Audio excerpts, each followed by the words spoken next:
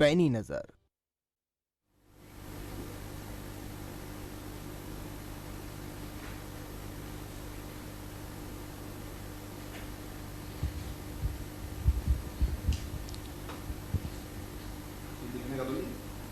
नमस्कार, मैं मनीष कुमार और आप देख रहे हैं खबर फास्ट। दरअसल हरियाणा स्कूल की बात करते हैं, शिक्षा की बात करते हैं। स्कूल में चौथी और पांचवी क्लास की जो बच्चे हैं वो कल से स्कूल आएंगे, ऐसा शिक्षा विभाग ने आदेश दिया है। हमारे साथ शिक्षा मंत्री है और इसके साथ साथ तमाम राजनीतिक हालात के ऊपर चर्चा करेंगे शिक्षा मंत्री कंवरपाल गुर्जर जी के साथ। सर नमस्कार। जी नमस्ते। सबसे पहले सर सवाल कि कोविड के दौरान पहले आपने 8वीं से लेके 12वीं तक का खोला, उसके बाद अब 6ठी से 7वीं, फिर अब चौथी और 5वीं। क्या लगता है सर कि कितना कंट्रोल में? नहीं देखिए, पूरा कंट्रोल में है, कहीं इस प्रकार की कोई घटना नहीं आई। अब तक टोटल हमारे 14,000 स्कूल हैं, जिसमें से 6 बच्चे जो हैं, और हमारे 14,000 तो हमारे हैं, बाकी प्राइवेट स्कूल भी हैं, जिनमें से 6 बच्चे कोविड पॉजिटिव आए हैं अभी तक। और हमने उनको चेक किया अच्छी तरीके से, कोई ऐसी समस्या नहीं। हम सब बच्चों का टेम्परेचर चेक करते हैं, सारा कुछ ध्यान रखते हैं, और किसी प्रकार का इस प्रकार हर कमरे में 20 से ज़्यादा बच्चे ना बैठे हैं, तो वो जो एक फिजिकल डिस्टेंस है वो बना रहे, फिजिकल डिस्टेंस भी। तो ये सारी चीज़ों का हमने ध्यान रख रखा। और हमने स्कूलों को सैनिटाइज के लिए पैसा भी आवंटित किया, उनको पैसा भी दिया। तो बहुत अच्छे से सारा कुछ चल रहा है, और सारा कुछ देखने के बाद ही हमने चौथी और पाँचवीं क्लास को खोलने का निर्णय लिया, जो कल से खुल जाएंगी। और अगर इसी प्रकार से ठीक से चलता रहा तो फिर हम अगली छोटी क्लास जो है, जो पहली, दूसरी, तीसरी है, उसके बारे में विचार करेंगे। थर्ड वेव की लगातार बात हो रही है, फिर भी आप चौथी पांचवी का क्लास का बच्चे को स्कूल बुला रहे हैं।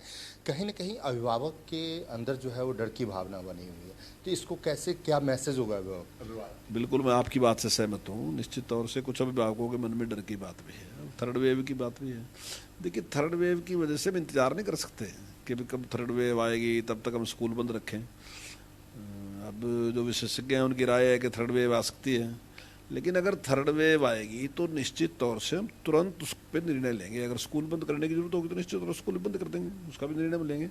ऐसा नहीं है, क्योंकि बच्चों की हेल्थ हमारे लिए बहुत महत्व रखती है। लेकिन अब इसी वजह से केवल हम एजुकेशन को बिल्कुल स्टॉप कर दें। हालांकि हम ऑनलाइन एजुकेशन दे रहे, ऐसा नहीं है, लेकिन प्रत्यक्ष भी बच्चे चाहते हैं कि वो स्कूल में जाएं और वहाँ सीधा सीधा टीचरों के संपर्क में आए, वहाँ से सारी जो शिक्षा ग्रहण करें, ऐसा उनका भी मन होता है। और हमें भी लगता है कि चाहे भले ही हम कितना भी प्रयास कर लें, लेकिन वो उसका मुकाबला नहीं कर सकती। जो सीधा टीचर पढ़ाता है उसका ऑनलाइन उसका मुकाबला नहीं कर सकते। तो हम इस सारी चीज़ को ध्यान में रखते स्कूल को खोल रहे हैं। और अगर कहीं जरा भी इस प्रकार की कहीं हमें नज़र आता है तो निश्चित तौर से हम तुरंत उस पर निर्णय लेंगे। और इसमें भी हमारा कोई दबाव नहीं है अभिभावकों के ऊपर। अगर अभिभावकों के मन में इस प्रकार की घबराहट है तो निश्चित तौर से वो बच्चे को रोक सकते हैं। किसी बच्चे की कोई एब्सेंट नहीं लगेगी, कुछ नहीं लगेगी। अब अभिभावक प्रयास करके अपने बच्चे को ऑनलाइन एजुकेशन पे भी शिक्षा दे सकते हैं, तो वो अगर वो इस प्रकार का प्रयास करेंगे तो वो भी कर सकते हैं, उनकी इच्छा है। हमने तो केवल उनको एक विकल्प दिया, स्कूल खोल दिए। अगर वो चाहते हैं बच्चे को भेजना तो बच्चे को भेज सकते हैं, और काफ़ी अच्छी संख्या में बच्चे आ रहे हैं। यानी अगर सीधा सीधा ये कहें तो ऑफलाइन और ऑनलाइन दोनों प्रकार की एजुकेशन विभाग के द्वारा दी जाएगी। हाँ, बिल्कुल सही बात आपकी। ऑफलाइन ऑनलाइन दोनों ने विकल्प बच्चों को दे दिए। अब जो भी उन्हें चुनना वो चुन सकते हैं। अब कुछ राजनीतिक बात कर लेते हैं। आपके पड़ोसी राज्य पंजाब सरकार की बात करता हूं। कैप्टन अमरिंदर सिंह मुख्यमंत्री पंजाब के कहते हैं कि जो मुख्यमंत्री मनोहर लाल खट्टर जो हरियाणा के मुख्यमंत्री हैं कि ये किसान विरोधी हैं। आप कैसे देखते हैं? देखिए, मैं उनके ऊपर रोप लगाता हूँ, वो किसान विरोधी नहीं है, वो पंजाब विरोधी भी है। क्योंकि जिस प्रकार के हालात उसने पंजाब में बनाए, उनके कारण पंजाब में बने। मैं दावे के साथ कह सकता हूं कि मेरी बात को आज लिख लो और 10 साल बाद पंजाब की स्थिति देखना। जो इंडस्ट्री है वो वहाँ से उठ के जाने लग रही है, नई इंडस्ट्री वहाँ नहीं आएगी। क्योंकि कहीं भी अगर माहौल ख़राब होता है तो निश्चित तौर से इंडस्ट्री वहाँ पे नहीं आती। कुछ लोगों का स्वार्थ है, उन्होंने तो ये शुरुआत इसलिए की उन्होंने कि इंडस्ट्री यहाँ नहीं आनी चाहिए। उनका टारगेट था कि इंडस्ट्री नहीं आनी चाहिए, तो उन्होंने तो इसलिए प्रयास किया। लेकिन हमारा प्रयास ये है, क्योंकि हम लोगों के जनप्रतिनिधि हैं, उनके हित में सोचना। क्योंकि जो वोटर है उसने ये मान लिया कि जिसको चुन रहा उससे तो ज़्यादा जानकार है। तो हमारी जिम्मेदारी ये थी कि हम उन लोगों को समझाएं कि इसको ठीक करते। लेकिन उन्होंने समझाने की बजाय उसको एक विचार किया कि इसको हरियाणा में भेज दो। और अगर किसान की बात करता है, किसान के लिए क्या क्या अगर आप रेट की बात लगाओ, गन्ने के रेट की बात लगाओ, हम उनसे बहुत ज़्यादा दे रहे हैं। अगर फसल की खरीद की बात लगाओ तो 2 फसलें खरीदता है, एक गेहूँ और एक धान। वो सेंट्रल गवर्नमेंट खरीदती है, स्टेट ने तो कुछ नहीं खरीदा। हम 9 फसलें खरीद रहे हैं। हम 52 भरपाई योजना चलाया कि हम उसके फ्रूट का पैसा दे रहे हैं अगर उसका रेट कम है, हम सब्जी का पैसा दे रहे हैं अगर रेट कम है। अगर किसान का कोई नुकसान हो जा तो हम उसको 12,000 रुपये दे रहे पर एकड़, वो 8,000 रुपये दे रहे पर एकड़। तो कहीं भी किसी प्रकार से हम भविष्य की चिंता कर रहे किसान की। हमने मेरा जल मेरी विरासत स्कीम चलाई। हमने कहा कि भाई हम कम से कम पानी में काम चलाएंगे ताकि आगे आने वाली पीढ़ी के लिए बचा रहे। अब मुझे बताओ कि पंजाब वालों ने क्या ऐसा चलाया। हमने सॉयल हेल्थ कार्ड बनाया। हमने कहा कि हम हर किसान को देंगे कि अब उसकी भूमि की कैसी स्थिति है, उसके लिए हम प्रयास कर रहे हैं। हमने उसका काम शुरू कर दिया। हमने सबका सॉयल हेल्थ कार्ड बनाया। यानी कि हम हर चीज़ में वो कर रहे हैं कि किसान को किस प्रकार से हम ज़्यादा से ज़्यादा लाभ पहुँचा सकते हैं। अब मैं दावे के साथ कह रहा कि पंजाब सरकार में तो चाहे हमारी खरीद में भी आ जाओ, उनके तो स्वयं जो उनका आज प्रदेश अध्यक्ष है, जो उनका पहले विधायक भी रहा, उसने स्वयं कहा कि आप हरियाणा से सीखो। हरियाणा के लोग, हरियाणा का मुख्यमंत्री कितने अच्छे काम कर रहा है किसान के लिए, तो पंजाब को भी हरियाणा जैसा करना चाहिए। तो उनके अपने उसने कहा, तो ये बात कहना मैं समझता हूँ कोई न्यायोचित नहीं। और जितना बढ़िया काम हरियाणा की सरकार किसान के लिए कर रही, मैं दावे के साथ कह सकता हूँ पूरे देश में सबसे बढ़िया काम जो है हरियाणा की सरकार कर रही है। बात करते हैं किसान आंदोलन की। जहां भी आप जाते हैं आपके पीछे पीछे किसान वहां आ जाते हैं। करनाल में आपने मीटिंग की, पार्टी की मीटिंग थी आपकी, वहां पे लाठीचार्ज की, ये ऐसा विपक्ष के द्वारा कहा गया है कि आपने लाठीचार्ज करवाया। हालात जो है यहाँ तक बात आ गई कि गवर्नर यशपाल मलिक जी जो हैं उन्होंने भी ये कह दिया कि मुख्यमंत्री को इस्तीफा दे देना चाहिए। किस नज़रिए से आप देखते हैं ये तमाम हालात? देखिए, पहले तो मीटिंग की बात है।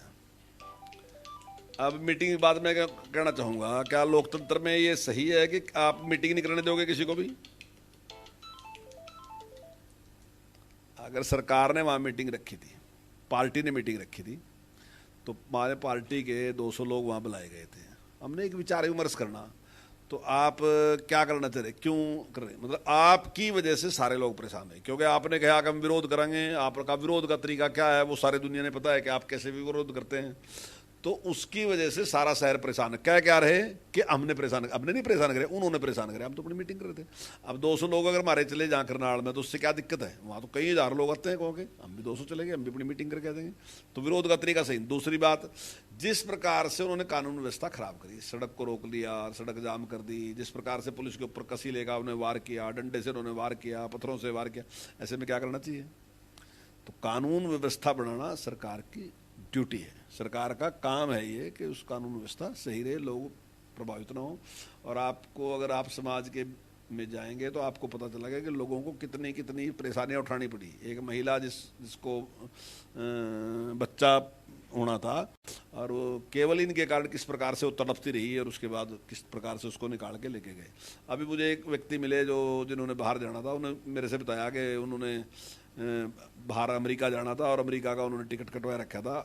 उनका भी था और एक किसी और का भी कहीं बाहर का था। उन्होंने कहा कि उनकी जो फ्लाइट थी वो 9 बजे की थी, लेकिन वो 9 बजे पहुंच नहीं सकी महिला, और वो रोई रही थी बुरी तरह उसमें गाड़ी में बैठ के कि मेरे सारे पैसे खराब हो गए। अब लाखों रुपए का टिकट था, उसके लाखों रुपए खराब।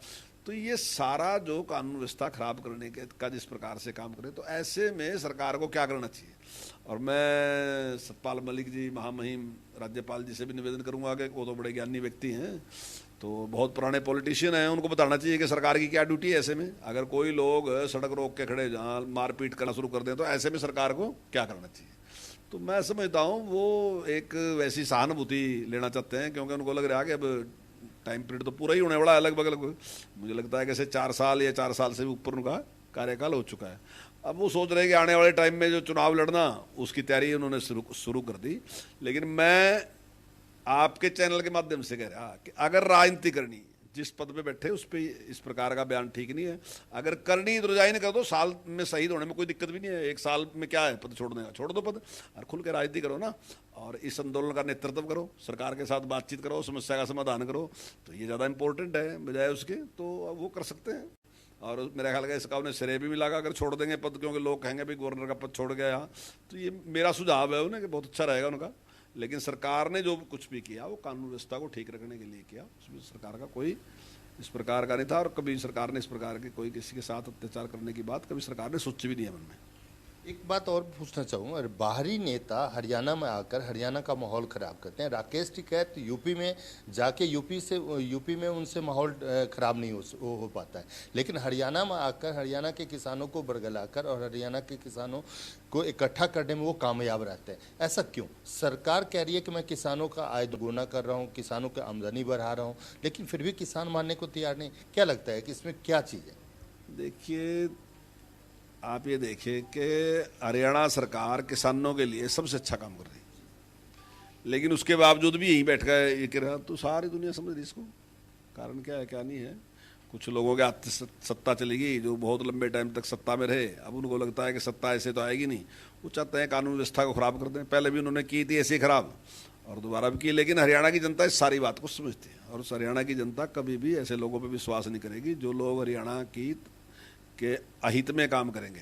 और हरियाणा के लोगों से मेरी अपील यही है कि देखिए, अगर शांति प्रिय माहौल रहेगा, हमारे जो बुजुर्ग थे उन्होंने बहुत अच्छा काम किया और हमारे बड़ों ने अच्छा काम किया, तो उसी कारण है कि आज हरियाणा की स्थिति इतनी अच्छी है, आज इंडस्ट्री हरियाणा में इतनी है, हमारे सारे साधन अच्छे हैं। हम एक टाइम था कि हम बहुत पीछे थे पंजाब के मुकाबले में, लेकिन हमारे बुजुर्गों ने, बड़ों ने, हमारों ने, सारे हरियाणा के जो थे उन्होंने अच्छे काम किए और दुनिया का विश्वास जीता। हरियाणा में सबसे महंगी जमीन है, लेकिन महंगी के बावजूद भी लोगों को लगा था कि हरियाणा का आदमी बहुत अच्छा है, हरियाणा में जाकर फैक्ट्री लगाएंगे, हम इंडस्ट्री हरियाणा में लगाएंगे, जाकर मकान हरियाणा में जाकर खरीदेंगे। तो हमने उस छवि को वैसे ही बरकरार रखना चाहिए ताकि सारे समाज में एक मैसेज जाना चाहिए कि हरियाणा का आदमी सबसे बड़ी आदमी है, मैं सबसे सेफ अगर कहीं हूँ तो मैं हरियाणा में जाकर सबसे सेफ हूँ। जैसी हमारे बुजुर्गों ने एक छवि बनाई तो वैसी छवि को मैं कायम रखना चाहिए, हमारी ड्यूटी है। अगर जो हमारे वाली मतलब जो हम नस्ल हैं, हमारी ड्यूटी है कि जो हमारे बड़ों ने करा वो हम करके जाएगा। ऐसा ना करके जाएंगे लोगों को ये लगे कि यहाँ इंडस्ट्री लगाओगे पता नहीं क्या होगा, भाई इससे कुछ है नहीं। ऐसी छवि हमने नहीं बनानी चाहिए, हमने वैसी बनानी चाहिए जैसे हमारे बुजुर्गों ने बना रखी। एक लास्ट आखिरी सवाल मैं आपसे जानना चाहूँगा, क्या आपको लगता है कहीं ना कहीं जब पंजाब से किसान हरियाणा में एंटर हुए, बॉर्डर पे जाके बैठे, क्या उस समय सरकार से कहीं ना कहीं चूक हुई? नहीं, देखिए, सरकार की ड्यूटी है कि अगर आप इतने बड़ी संख्या में जाएंगे, आप दिल्ली में घुस जाओगे तो दिल्ली की व्यवस्था को ठीक तो रह नहीं सकती। तो निश्चित तौर से सेंटर स्टेट को कहेगा कि भाई आप इनको वहीं रोको, क्योंकि अगर आपने दिल्ली जाने की कोई जरूरत नहीं है, एक प्रतीकात्मक प्रदर्शन होता है। आप दिल्ली जाओ, आप एक प्रदर्शन करके अपनी बात कह गया, जो मीडिया में आपकी बात आ जाएगी, टीवी पे आपकी बात आ जाएगी। लेकिन अगर कोई आंदोलन चलाना हो तो वहीं चलाना पड़ेगा जिस स्टेट में आप हैं। लेकिन यहाँ तो जो वो गरीब स्थिति है कि स्टेट में आंदोलन चला ही रहे, जाकर दिल्ली बैठ गए। अब इतना खर्चा कहाँ से रहा, तो वो जवाब दे दें। मेरा ख्याल है वैसे भी अगर रिश्तेदार भी आ जाना जी, तो रिश्तेदार भी 5-4 दिन के बाद ज़्यादा लग जा लगन कि भाई ज़्यादा ही ठहर गया। और 9 महीने बैठना तो बड़ा मुश्किल काम है। 9 महीने कहीं कोई बैठ जा तो ये खर्चा कहाँ से रहा। हम भी किसान हैं और वो भी किसान हैं, जो भाई वहाँ बैठे वो भी किसान हैं, जो आंदोलन कर रहे वो भी कहीं ना कहीं किसान, या चल है वह व्यापारी भी होंगे, दूसरे भी होंगे, लेकिन वो अपने आप को किसान ही कह रहे, किसान ही है, चलो वो भी। तो मुझे बताया तो दो कहाँ से इतना खर्चा हो। 9 महीने बिठाया कौन खड़ा सका? 9 महीने तो कोई दवाई नहीं बिठाता भाई, तो 9 महीने कोई नहीं बिठा सकता। तो ये सारा का सारा कहाँ से रहा, इससे स्पष्ट जनता को पता है कि कहाँ से आ रहा पैसा। तो ये कोई सामान्य बात नहीं है, सबको पता है कि ये पैसा कहाँ से रहा, कहाँ से नहीं रहा। और अगर इस प्रकार के लोग कुछ पैसा खर्च करेंगे ना, तो वो देश के हित में नहीं खर्च करवाएंगे, देश के अहित में ही खर्च करवाएंगे। तो मेरा तो आपके चैनल के माध्यम से, हमारे ही भाई हैं वो भी, कोई ऐसा तो है नहीं कि हमारे कोई दुश्मन है। और मैं एक बात और कहना चाहूँगा आपके चैनल के माध्यम से कि अपने अपनी भाषा पर संयम रखना चाहिए, बोलते चलते ऐसे नहीं, मतलब आपने कुछ भी कह दिया ये बात ठीक नहीं है। मेरे से पहले जब मैंने 91 में चुनाव लड़ा तो वहाँ से एक MLA थे चौधरी असलम खान जी, उन्होंने एक बात कही थी, मेरे आज भी याद है, ये बात बहुत पुरानी गई, 91 में चुनाव लड़ा तब उन्होंने कही थी ये बात कि दुश्मनी करो और रज के करो, पर ऐसी ना करो कि मिले तो शर्म आए। कल हमने इकट्ठे ही रहना, चाहे आंदोलन चला लो, कुछ ही चला लो, कल ये भी और हम भी एक ही 4 पे बैठे मिलेंगे आपको। लेकिन ऐसा ना माहौल करोगे भाई बैठे तो मेरा मुंह दूसरी साइड में और आपका मुंह दूसरी साइड में। आपका विश्वास है, आप सहमत नहीं है 3 कानूनों से, मैं सहमत हूँ, पर इसका मतलब ये तो नहीं कि आप जो आदमी सहमत है उनको गालियाँ देनी शुरू कर दो, ऐसा व्यवहार नहीं। आप भी अपनी बात कहो सभ्य तरीके से, और जिन जो सहमत हैं वो भी अपनी बात सभ्य तरीके से करें। दोनों सभ्य तरीके से बात करो। हो सकता है आप सहमत नहीं है, ठीक है, अपने आंदोलन चलाओ, क्या दिक्कत है, चलाओ आंदोलन। हम ये नहीं कहते कि आप आंदोलन बंद कर दो, चलाओ। बहुत बहुत धन्यवाद सर। दरअसल ये हमारे साथ एजुकेशन मिनिस्टर कंवरपाल गुर्जर थे और इन्होंने कहा कि सरकारी स्कूल में चौथी से पाँचवीं की जो क्लासेज है वो कल से शुरू हो रही है, लेकिन व्यवस्था जो है पूरी तरह पक्की है। 14,000 स्कूलों में कक्षाएं लगातार जारी है। कोविड की कोई अभी तक किसी भी प्रकार की ऐसी कोई घटना नहीं सामने आई है, लेकिन अभिभावक को ऑनलाइन और ऑफलाइन एजुकेशन दोनों जारी रहेगा, उनको दोनों की सुविधाएं मिलेगी, जैसा चाहें वैसा कर सकते हैं। वहीं पर मुख्यमंत्री की इस्तीफे देने और किसान विरोधी की बात को लेकर इन्होंने कहा कि पंजाब के मुख्यमंत्री को खुद देखना चाहिए, क्योंकि पंजाब के कांग्रेस के अध्यक्ष नवजोत सिंह सिद्धू लगातार अपने ही सरकार पर सवाल खड़े कर रहे हैं कि हरियाणा से सीख लेनी चाहिए कि अरे आखिरकार हरियाणा में किसानों को कितनी सुविधा मिल रही है। वहीं गवर्नर यशपाल मलिक की अगर बात करें तो उनकी बातों के ऊपर इन्होंने जवाब दिया कि गवर्नर साहब दरअसल जो चीज़ बुनना चाहते हैं वो एमपी का इलेक्शन लड़ना देके एमपी का इलेक्शन लड़े, क्योंकि राज्य में कानून व्यवस्था बनाने की जो जिम्मेवारी होती है वो कहीं न कहीं राज्यपाल की नहीं मुख्यमंत्री की होती है और मुख्यमंत्री वो बखूबी निभा रहे हैं। अभी तक के लिए इतना ही। नमस्कार, देखते रहिए खबर फास्ट।